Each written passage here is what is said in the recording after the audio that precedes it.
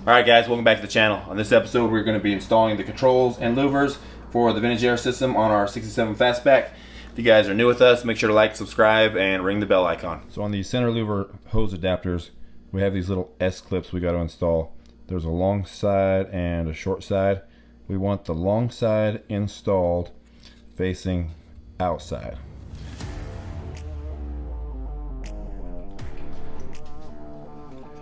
Show you guys something when you're installing the actual louvers themselves. These posts, they don't come threaded. They have these nuts that go on there, and as you tighten this in, I'll show you guys right now, it actually cuts the threads into the part. So I'm not going to put it on all the way, but it actually threads the part. Anyway, so I took a bunch of these off when I disassembled the car. Thought that was cool, figured I'd share with you guys. If you guys didn't understand, that's how they worked. Alright, so you're going to have to loosen your instrument panel before you do this. So you can get yourself some room here. Just going to slide it back. The adjusters go on the bottom. You're going to slide this into there.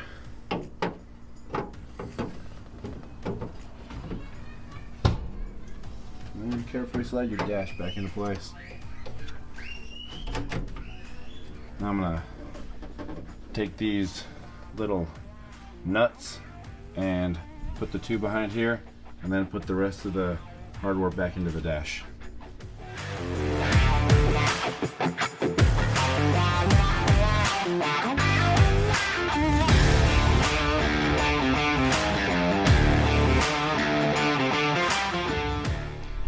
Show you guys something I figured out after fighting with it for a minute. If you don't have anything in the way here and you can see through your speaker vent, look down here from the top, you can actually see what you're doing. Made it a lot easier. So now we're going to slide in our louver hose adapter real quick. Just reach in through the radio slot and press it onto the back side of your center louver. Alright, so before we install the vents, we got to put the hose adapters on. I figured the best way to do this is to open the vent so you can see through. Put the hose adapter in place. They only go in one way. If you do it that way, then your vent will open and close. Otherwise it tends to bind if you do it the other way. So we're going to flip it over. We're going to hold it in there and put a little dot right there with an L. I'm going to drill that out with a small pilot bit, and I'm going to install the screw. I'm going to do that for both sides. Also pay attention when you're doing these. The outlet needs to face to the interior of the car.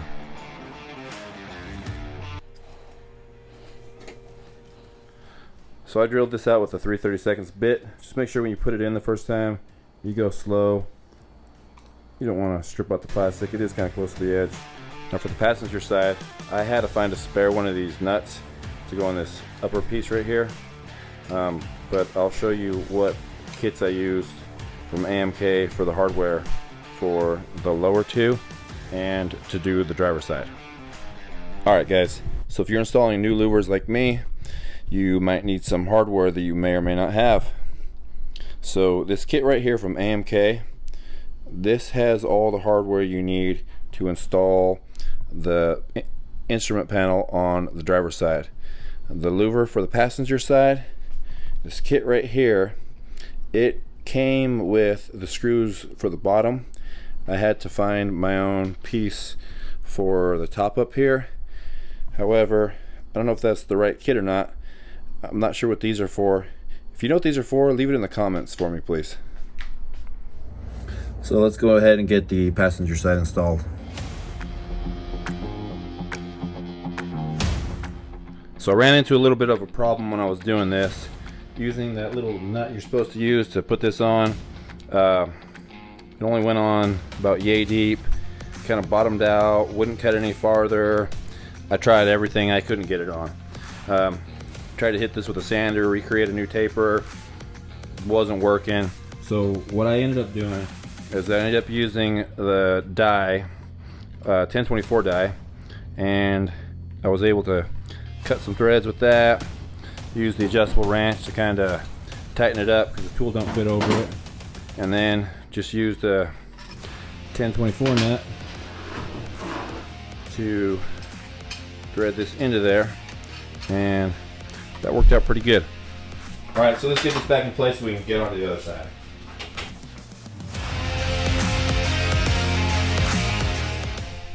Now that's going to be our passenger side installed.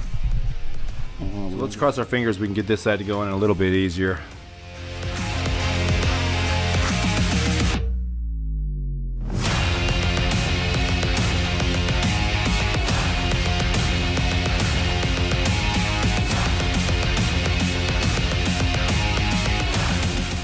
And there's the finished driver's side control.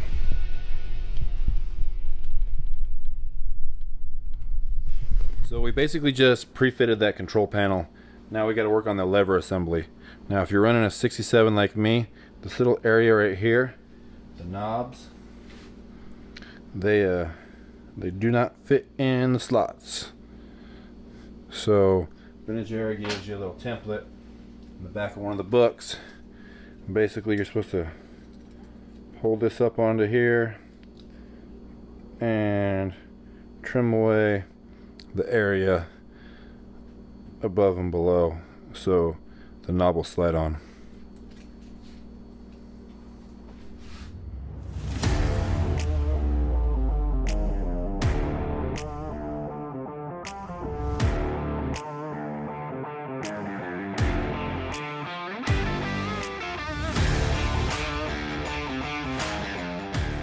So here's what it looks like all trimmed up.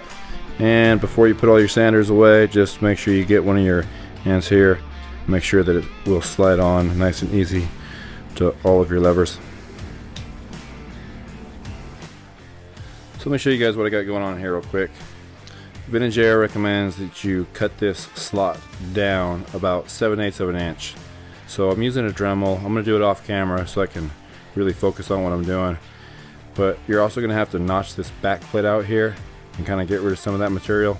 So I'm just using a Dremel with a diamond cutter, and I'll show you guys what it looks like when I'm finished. Alright, so that might not be perfect, but that's as good as I can get it.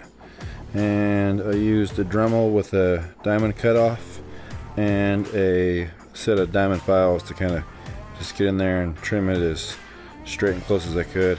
I'll tell you though, if you do most of your trimming from the back and then try to work the surface, you know, kind of bevel it to where you're trying to get, I think that's a better approach than just working everything from the front. Alright, so I wasn't too big of a fan of doing that modification. Just a little nerve-wracking. You only get one shot at it. I'm very happy with the way it turned out, so I am glad I did it. But keep in mind, if you don't really trust your skills to do this part, it's not something that has to be done. You just won't have as far of a range for the switch travel from your high to low on your fan. So quick little note before you get all excited about putting this damn thing together. If you started with a new housing like me, yeah, you're gonna have to go out to the hardware store, get yourself your own box of 1024s and use those, because the company that makes this for Vintage Era, they don't supply them. Just gonna kind of slide that into place, get it lined up, and we're gonna put the screws in. Now they give you some shims to put back behind the plate here to do the alignment here. So it looks like I'm probably gonna put one in the back on the top and then probably two on the bottom, and I'm gonna see how that turns out.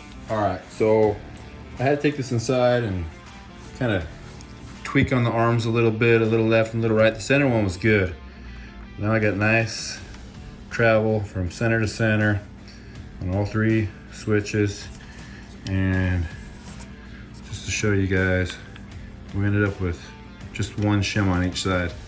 So we're gonna put the ends on the sliders real quick.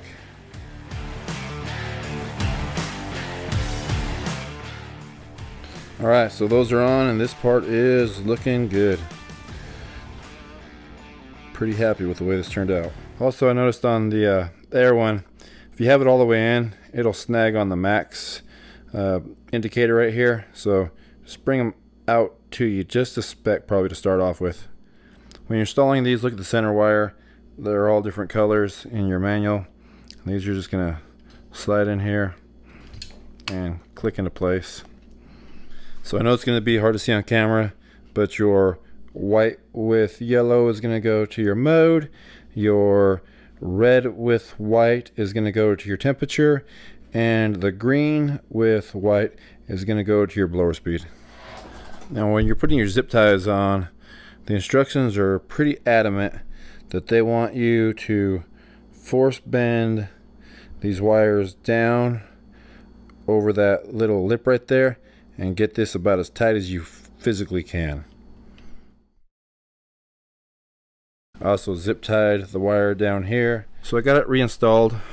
I ran the wiring harness, had to redrop the gauge cluster down, and I kind of ran it up underneath on the bottom side, just down, up, around. You can see it pop out right through the stereo hole here, and then we're gonna plug it over there in a second.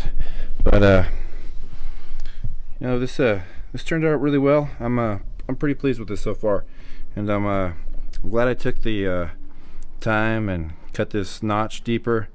It's got a nice throw. It's the same as all the other 3 switches. Lines up. Just a good look. I like it. I'm gonna slide this pin set in there and lock into place. Later on I'll come. Alright guys, so that's going to wrap up the installation of the controls and the vents. On the next one I'm going to try to tackle everything that's left to do underneath the hood. If you guys have been watching these videos, make sure to like, subscribe, and leave me a comment. Let me know how I'm doing. I appreciate it. Thank you guys.